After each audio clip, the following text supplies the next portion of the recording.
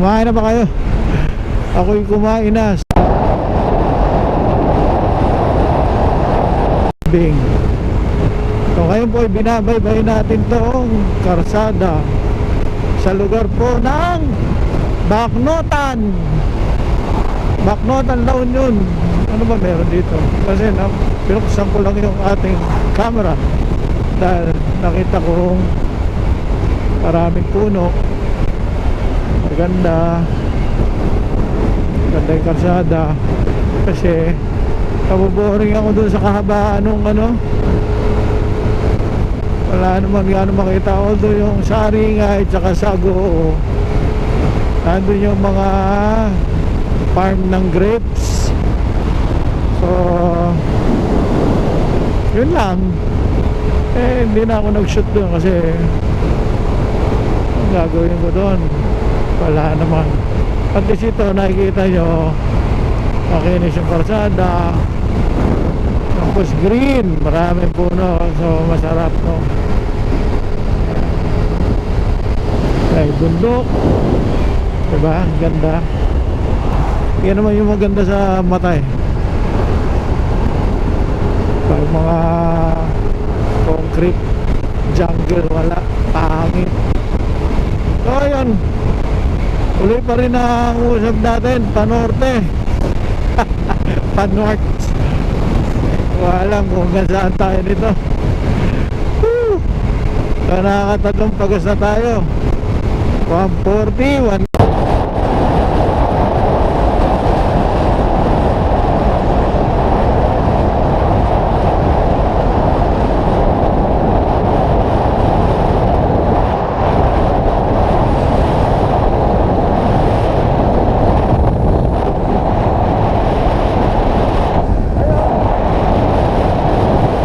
Stock pa.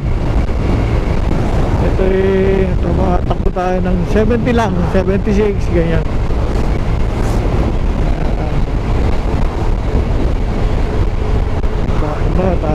Ganda na ano dito, mga bahay. Ganda kasi marami silang puno malalaki. Ayun yung mga kasyo, diba? Dilim, malamig.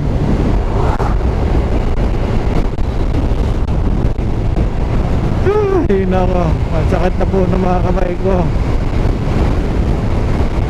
Umulan nga pala. Pero gagawin ko, laglag na yata yung bag natin. Teka muna ha, ayusin natin yung ating bag. Delikado kasi yan. Ayan, dito muna tayo.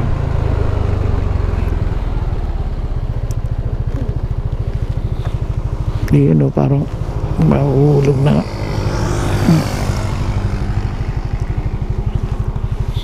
Ganda tayo sa gilid.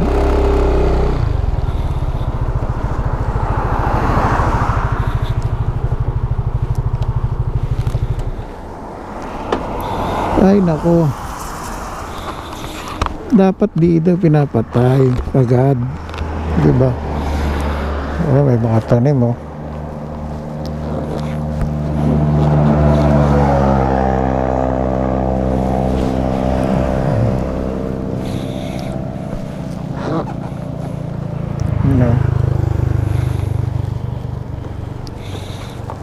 Mga anong oras ka tayo makakaabot nito ng ano? Baka gabi yan eh.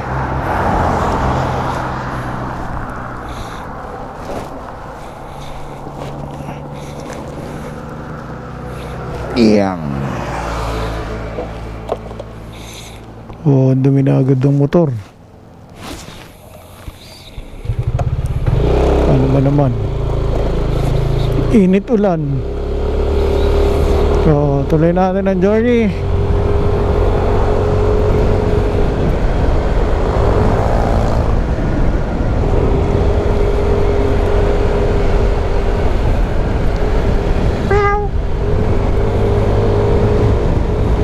Ganda ng highway.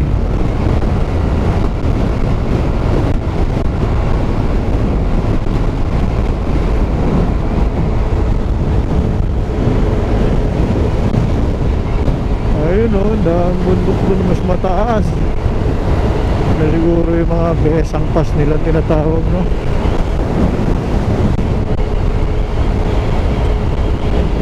Hindi ko naman alam kung ubra tayo dyan. Yung napanood kong video, grabe ang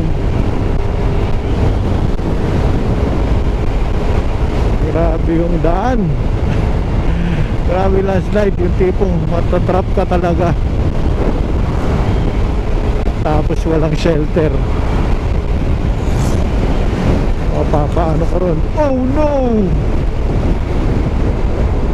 Kaya ay ganda nung ano, no? Ganda nung mga rice field, oh. Diba? So ayun, ito lang naman ang maipapakita ko sa inyo sa lugar ng Baknotan. Hope you like this video. Pagtsagaan nyo na po, wala ka nung makikita ang kakaiba, kundi ang karsada. Hindi katulad ng sabi ko nga, hindi katulad doon sa Cordillera sa loob, no? Dito busog ang mata, diba? Okay, so para sa inyo hanggang dito na lang muna natin tatapusin. Ingat-ingat lang po tayo sa biyahe. See you later.